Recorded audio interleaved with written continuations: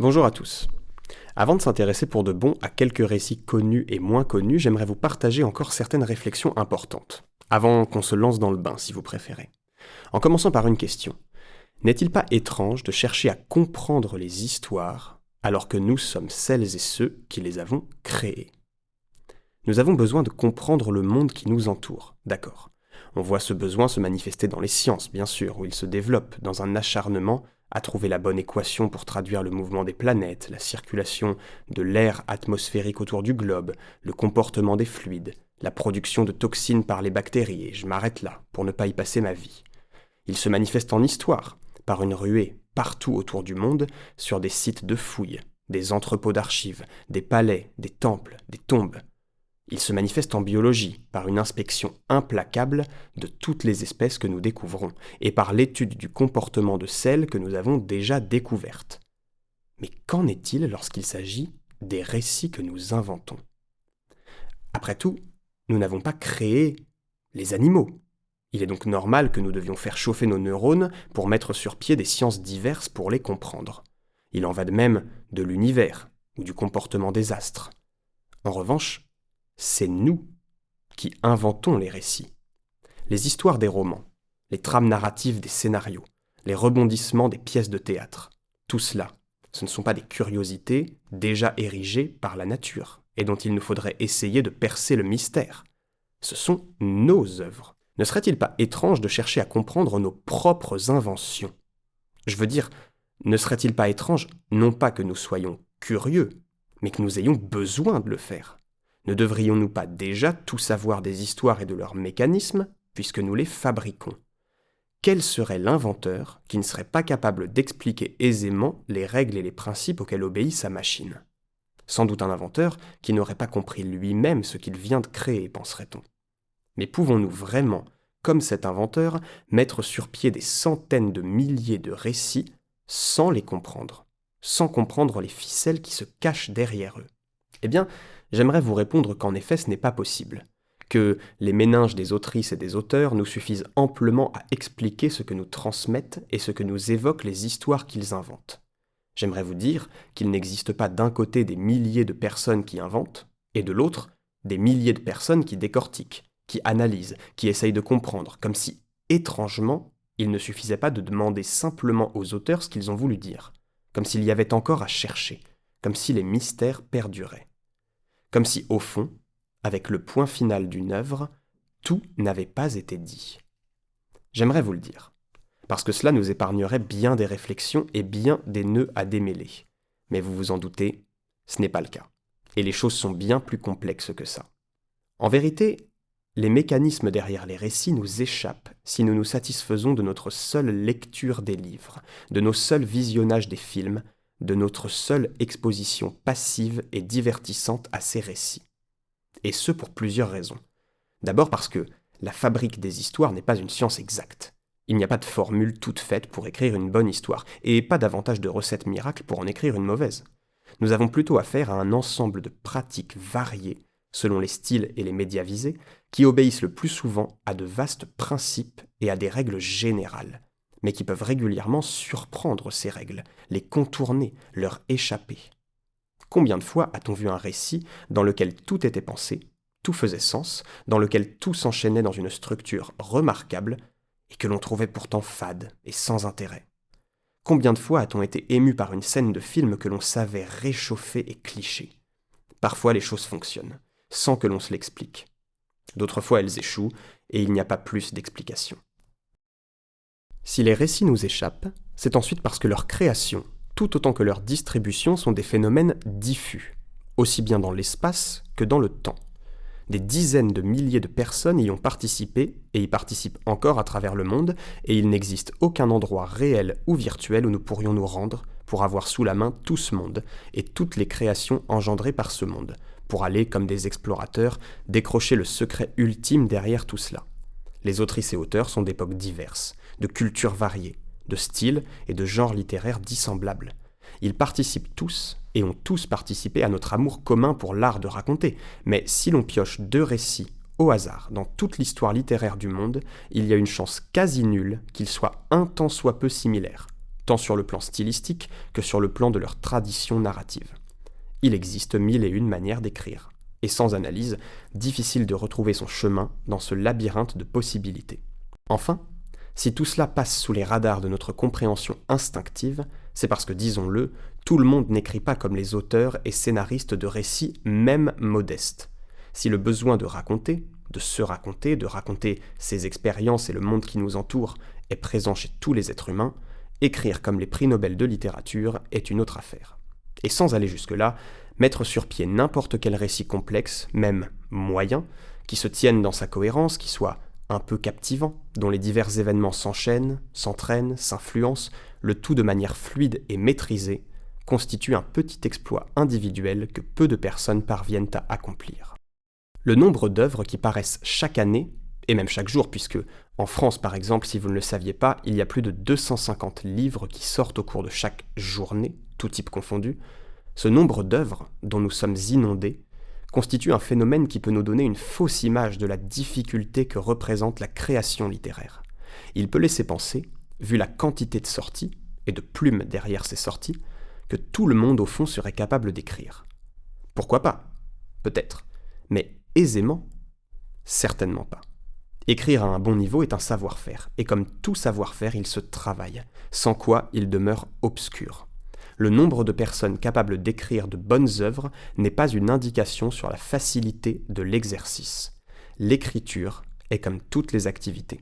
Son niveau est presque toujours catastrophique avant une bonne dizaine d'années de pratique qui entraînent l'esprit autant au façonnage de ses propres récits qu'à l'analyse des récits des autres.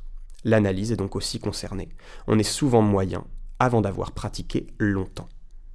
Comprendre les récits, comme les écrire, est donc une affaire d'étude, d'analyse et de temps, souvent long. Nous avons besoin, pour comprendre comment fonctionne notre rapport aux trames narratives et le pourquoi du pouvoir émotionnel qu'elles ont sur nous, de champs de réflexion, de sciences, de domaines de recherche. Que nous ayons tous en nous des besoins de récits ne nous dote pas d'un sens inné pour comprendre les récits qui nous parviennent.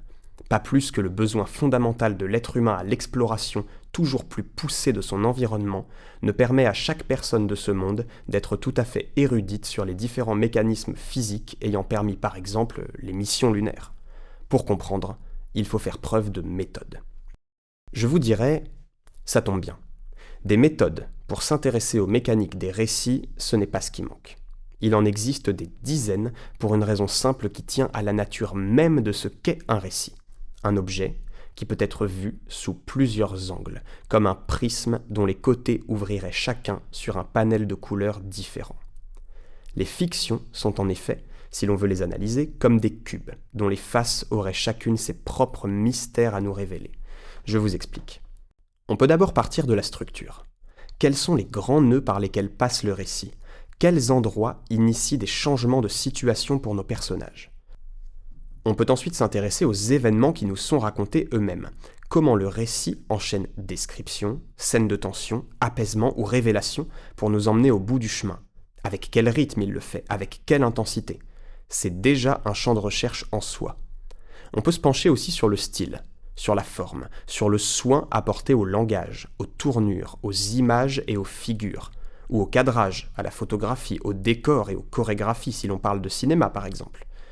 Mais il est possible également de faire un pas de côté de la trame générale pour s'intéresser aux personnages. Comment sont-ils construits ? Comment nous sont-ils présentés ? Quels sont les ingrédients qui font d'un personnage une figure percutante au premier coup d'œil ou dès la première ligne ? Et comment évolue-t-il ? Question plus qu'importante, on le verra. Quels changements les épisodes qu'ils traversent produisent-ils en eux ? Comment y réagissent-ils ? Et au final, qui deviennent-ils à travers leur voyage narratif ? Qu'est-ce qu'une bonne évolution de personnage et pourquoi ? Il faudra d'ailleurs qu'on parle d'un personnage de la série Walking Dead à ce sujet, entre autres. Si tout ça ne nous suffit pas, on peut aussi regarder de plus près ce qui se déroule quant aux lieux. Dans une fiction, les lieux ne portent pas toujours de grandes vérités cachées, bien sûr. Et parfois, ils servent juste de décor. Mais ils sont tout de même utilisés, et rarement d'une façon qui est choisie au hasard.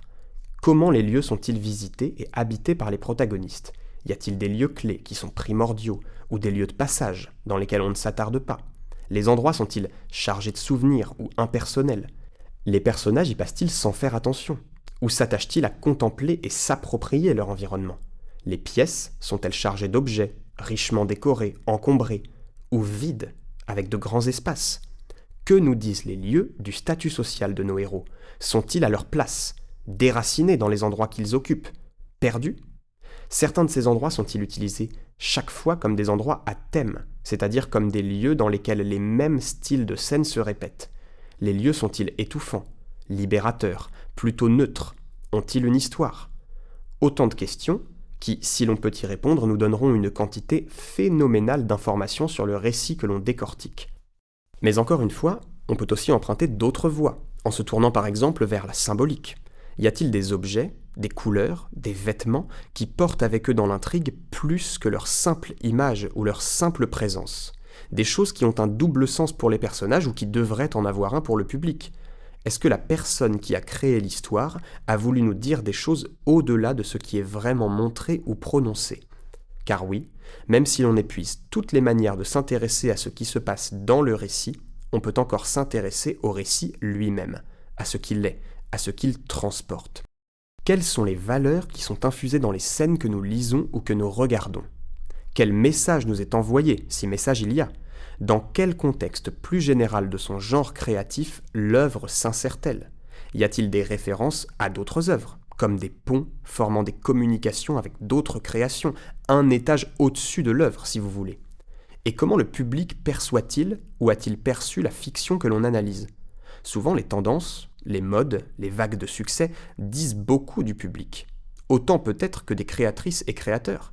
Et d'une façon générale, les regards que nous portons sur des œuvres nous renseignent aussi sur nous-mêmes, sur ce que nous voulons voir, sur ce que nous aimons. Les récits historiques, par exemple, sont particulièrement concernés.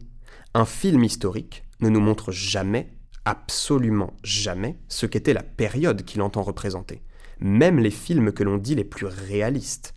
Il nous montre seulement ce que nous pensons, ou ce que l'équipe du film pense de la période visée. Il nous dévoile simplement quel est notre regard sur elle. Et ça, bien sûr, ce n'est une information que sur nous, en aucun cas sur le Moyen-Âge ou la guerre de Troie.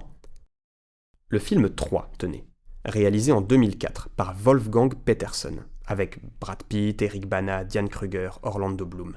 Eh bien, ce film porte une certaine vision sur la guerre de Troie. Que cette vision soit historiquement pertinente est une autre question, cela n'en reste pas moins une vision, une version possible. Il y a fort à parier que la société des années 30 n'aurait pas accouché du même film 3, et que celle des années 60 en aurait produit un différent d'une autre, autant que celui des années 30. Pourtant, les faits historiques, ou disons dans ce cas légendaires au moins, n'auraient pas changé. Le passé est le passé, et cette guerre est censée s'être déroulée autour du premier millénaire avant Jésus-Christ. Et même si la guerre de Troie n'est qu'une légende, les textes de l'Iliade n'auraient pas bougé eux non plus entre les années 30 et aujourd'hui. C'est notre vision qui aurait changé, et nos goûts, ce que nous considérons comme du spectacle, les costumes que nous trouvons beaux à l'écran, les chorégraphies qui donnent à nos yeux une bataille considérée comme captivante. Tout ceci ne nous renseigne que sur nous, et l'histoire avec un grand H n'a rien à voir là-dedans. Je stoppe ici cette liste des différents points de vue que l'on peut choisir de prendre pour étudier l'art d'inventer des récits. J'en garde même sous le coude, car il serait trop long de tous les énumérer. Un professeur de mon université avait l'habitude de nous dire « Posez-vous 3 questions. Qu'est-ce qui est raconté? Qu'est-ce qui se passe? Et qu'est-ce qui est en jeu ?» 3 angles qui ouvrent des tas de façons de voir possibles.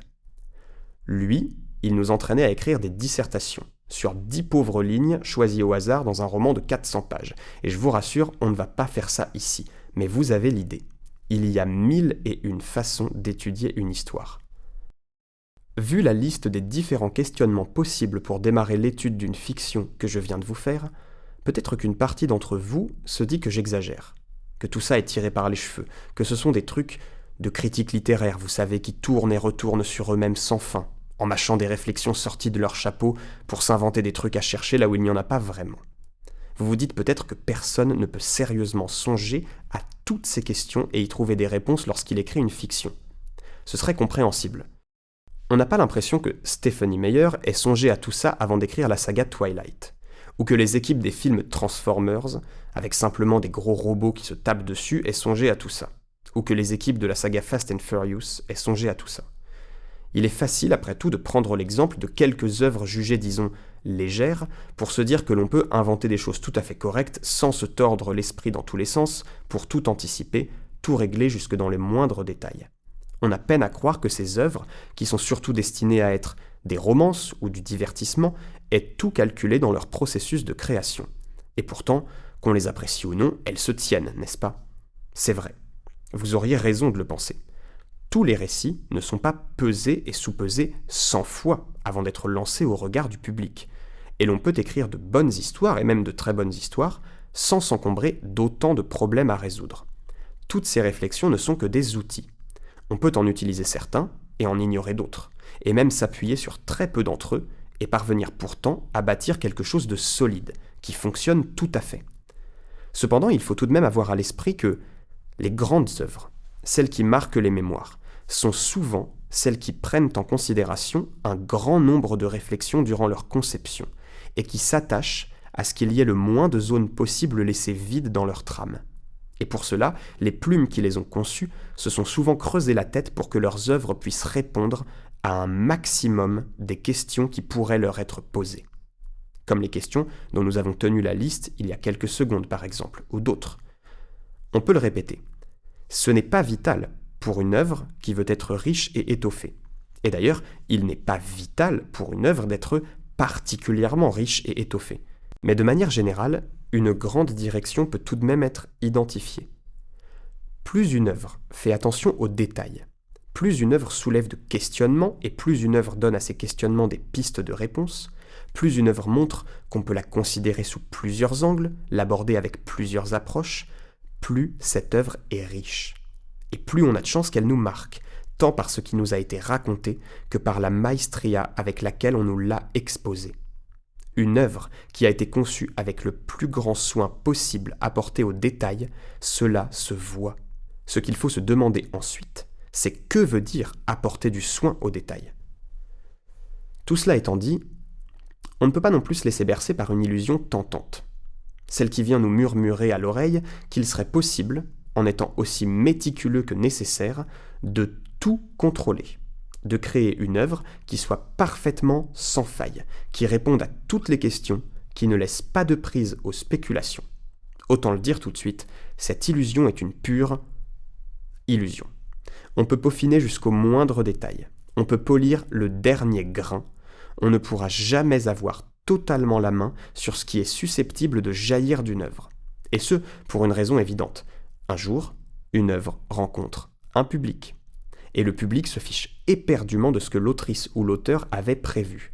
Le public échafaude ses propres théories, crée des récits parallèles, invente à partir de ce qu'on lui donne, et propose parfois des interprétations auxquelles la plume à l'origine de l'œuvre n'avait même pas songé. C'est le cas pour à peu près toutes les œuvres, et je ne parle même pas de celles qui sont des succès planétaires, et sur lesquelles des millions de personnes se mettent à spéculer d'un même élan. Le public est libre de penser ce qu'il veut, et c'est très bien ainsi, c'est ce qui rend les œuvres vivantes. Leur destin est toujours une collaboration entre d'une part l'autrice ou l'auteur, qui fait du mieux possible, et d'autre part le public, qui reçoit un travail effectué, mais peut, s'il le souhaite, conduire ce travail plus loin, lui donner d'autres significations, d'autres portées. Créer une œuvre, c'est donc accepter que l'on va travailler pendant des jours, des mois ou des années, pousser si on le souhaite notre sens du détail le plus loin possible et rendre notre récit aussi robuste qu'il peut l'être, mais aussi qu'à la fin, on devra lâcher sa création dans le grand bain du monde et qu'alors elle ne nous appartiendra plus vraiment. C'est parfois difficile de lâcher son œuvre. Et quand on veut la retenir un peu, l'enrichir après sa fin pour étendre son univers auprès du public, c'est alors un véritable art. J'ouvre une parenthèse ici pour vous donner un exemple de cas dans lesquels quelqu'un refuse de laisser aller son œuvre et où ça se passe mal, très mal. Bienvenue dans les contrées sombres de la gestion par J.K. Rowling de son après-saga Harry Potter. J.K. Rowling n'est pas quelqu'un qui a écrit cette saga pour ne plus s'en occuper ensuite, et ça s'est vu très tôt. Elle avait l'intention de capitaliser sur son succès, et personne ne peut lui en vouloir pour ça. Il y a eu alors des plateformes en ligne, comme Pottermore, où l'on pouvait jouer à des jeux et se choisir une maison. Vous n'imaginez pas le nombre de personnes qui vous demandaient « T'es un quoi, toi ? T'es un quoi ?» Et où surtout on pouvait guetter les paroles de Dieu, distillées de poste en poste, c'est-à-dire à ce moment-là de J.K. Rowling elle-même, présente sur sa plateforme pour y rédiger du contenu supplémentaire à Harry Potter.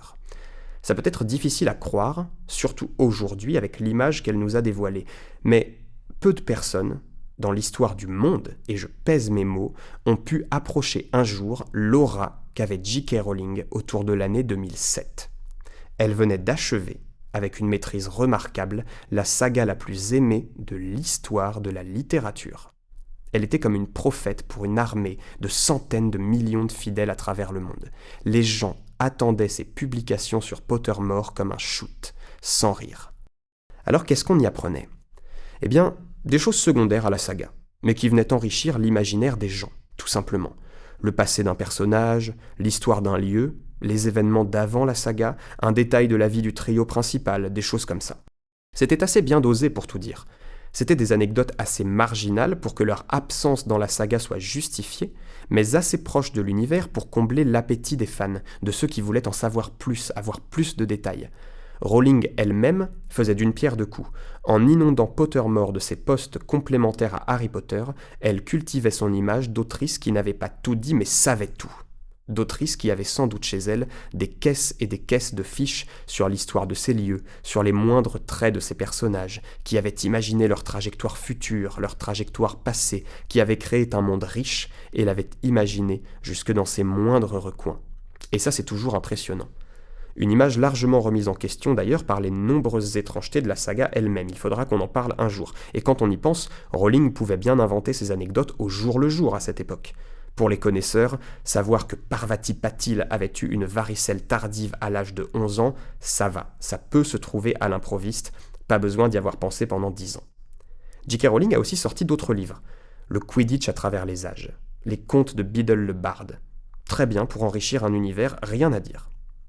Mais un jour, son envie d'ajouter des traits de caractère à ses personnages à coups de déclarations ou de tweets a fini par être plus forte qu'elle, et elle a été trop loin, elle a touché à trop gros. En 2007, dès le début donc, pendant une lecture de son 7e tome, J.K. Rowling annonce que le personnage d'Albus Dumbledore est en fait homosexuel. Jusque-là, on ne voit pas très bien ce qu'il y aurait à dire, on prend note, d'accord. Pourtant, c'est bien à partir de cette déclaration que les suspicions des fans envers cette sympathique J.K. vont commencer à se faire entendre. Il y a en effet un problème majeur avec cette annonce. Albus Dumbledore, lui, n'est pas un personnage qu'on croise au détour d'une scène ou deux puis qu'on oublie. C'est un homme qui accompagne Harry pendant tout le fil de l'aventure, qui est présent plusieurs dizaines de scènes, qu'on voit avoir des conversations avec des élèves de l'école, avec des professeurs, dont le narrateur suit parfois les pensées, dont on suit également quelques souvenirs. Bref, c'est un personnage important sur lequel on nous a donné plusieurs centaines d'informations. Alors tout simplement, pourquoi pas celle-là ? Parce que oui, ce qui cloche, c'est qu'à aucun moment de la saga, sur aucune page, l'homosexualité de Dumbledore n'est dévoilée, ni même sous-entendue d'ailleurs. J.K. Rowling n'a pas tranché une question que les fans se posaient parce qu'une ambiguïté existait dans les livres. Pas du tout. C'est une information qui n'existe pas dans Harry Potter, sous aucune forme. Alors, pourquoi ? Que les choses soient claires. Nous vivons aujourd'hui en 2026, dans une époque où il est devenu important socialement de questionner ce qui tourne autour du sexe et du genre, parce que c'est une part de nos identités, premièrement, mais aussi et surtout parce que l'important nombre de groupes sociaux minoritaires qui éclosent autour de ces questions permet de porter des combats sur des messages clairs d'acceptation de toutes les différences, ce qui est fondamental, et qui nous questionne en tant que société. Quand on découvre un autre qui nous est différent en un quelconque point, comment le reçoit-on ? Des sociétés diamétralement opposées peuvent naître de réponses différentes à ces questions. Dans ce contexte, il est devenu plus fréquent qu'auparavant, peut-être, dans des séries, dans des films, dans la littérature, d'aborder à un moment ou à un autre la sexualité des héros, de faire connaître l'orientation sexuelle ou l'identité de genre d'un personnage ou d'un autre. Cela étant, une histoire n'a pas nécessairement besoin pour bien se dérouler que l'on ait ce genre d'informations. Cela dépend de l'histoire. On ne connaît pas l'orientation sexuelle de Gandalf si tant est qu'il en ait une. Et alors ? On s'en moque. De la façon dont l'histoire est écrite, ça ne nous manque à aucun instant. On ne connaît pas celle de Frodon. Même chose. Le fait que J.K. Rowling n'ait jamais mentionné cet élément à propos de son personnage de directeur de Poudlard dans ses 7 tomes n'est donc pas du tout en soi un problème. Mais l'orientation sexuelle de quelqu'un n'est pas non plus une information qu'on livre comme on parle du goût de cette personne pour les chaussettes à fleurs. C'est tout de même intime, c'est important. Les fans n'ont donc pas mis longtemps avant de se faire cette équation évidente. 2 options. Soit cette information est importante. Et il apparaît que c'est le cas puisque J.K. Rowling a ressenti le besoin de le dire. Et alors c'est bien étrange qu'elle ne soit pas présente dans la saga. Soit cette information n'est pas importante, puisqu'elle n'est pas dans la saga, et alors c'est très étrange de la balancer comme ça, l'histoire tout juste achevée, comme un cheveu sur la soupe, alors qu'on a eu 10 ans pour le faire dans, par exemple, les livres. Dans les 2 cas, bien sûr, et même si vous n'avez pas suivi la suite de l'histoire de J.K. Rowling, on ressentait une autrice qui improvisait pour s'offrir une ouverture d'esprit à peu de frais. L'histoire avait été pointée du doigt déjà, pour son manque de diversité. Et c'est vrai que Poudlard est un pensionnat très strict, d'un autre âge, qui ne montre pas une grande variété de mœurs. Sans doute l'autrice a-t-elle voulu montrer sa tolérance en affichant l'homosexualité d'un personnage, ce qui, si l'on y pense, est encore pire. On ne brandit pas un ami gay, ou un personnage gay, pour se donner une carte de visite ouverture d'esprit. Si une œuvre est ouverte, cela se ressent. Rowling n'avait pas besoin de faire ça d'ailleurs, pour qu'Harry Potter soit considéré comme une saga ouverte d'esprit. Ce n'est pas une histoire qui bouleverse tous les carcans sociaux, bien sûr, mais ce n'est pas non plus la plus réactionnaire et réfractaire des histoires. Il y a une balance, comme souvent. On est ami avec un demi-géant, on apprend à aimer un elfe qui devrait être un esclave, on a comme professeur un loup-garou, on est incité à se rebeller quand l'ordre devient aveugle dans le tome 5, peut-être le plus politique. Et surtout, on se bat pour détruire un sorcier qui veut traquer une partie du peuple qu'il juge indigne et impure.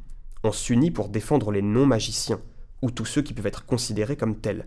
Parce que c'est ça la plus grande menace de Voldemort, bien sûr. Ce n'est pas de vouloir tuer notre héros, mais d'installer un monde ségrégationniste dans lequel tous les moldus seront persécutés, traqués, massacrés. Derrière l'image des moldus, on peut mettre la lutte que l'on veut. On se bat dans cette saga pour que le monde reste un mélange.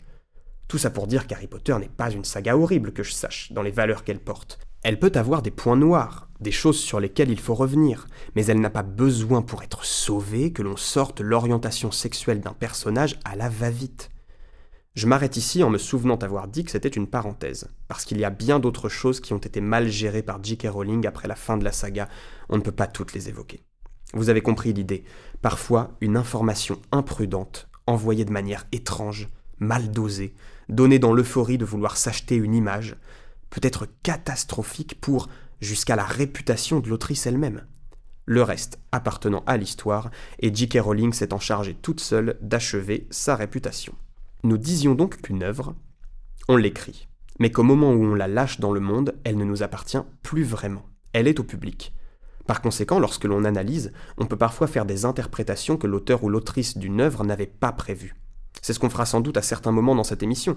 La création et la critique ne font pas vraiment partie du même champ. C'est crucial de le saisir. Il n'est donc pas interdit de voir dans une œuvre des phénomènes qui n'ont pas été placés consciemment.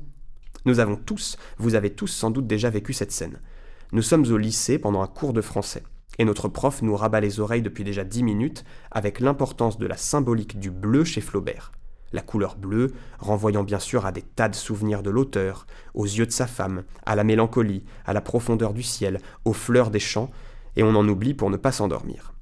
À ce moment-là, nous, qui ne sommes pas spécialement passionnés par Flaubert, on est à 2 doigts de piquer du nez sur notre stylo, et pendant la récréation ou à la pause déjeuner, il y en a un de notre bande qui lance « Les gars, j'aurais bien aimé voir Flaubert débarquer pour dire au prof qu'il avait juste écrit bleu pour dire bleu. Point final. » Avouez-le. On a tous déjà rêvé que cela arrive. Je l'avoue même le premier, j'en ai rêvé 1000 fois. Comme ça, fin de l'analyse, fin du cours, merci, au revoir. En réalité, quand on dit cela, on passe à côté d'une chose essentielle. Sans doute parce qu'à ce moment-là de notre vie, on n'a pas forcément envie de s'intéresser en profondeur à ce genre de choses, et c'est bien normal. Mais c'est tout de même important de le comprendre. Cette chose la voici. Rien ne nous oblige, pour qu'une analyse d'un paragraphe ou d'une œuvre entière, peu importe, soit bonne, à obtenir l'accord de son auteur. C'est ce qui fait la magie des œuvres vivantes, comme on vient de le dire.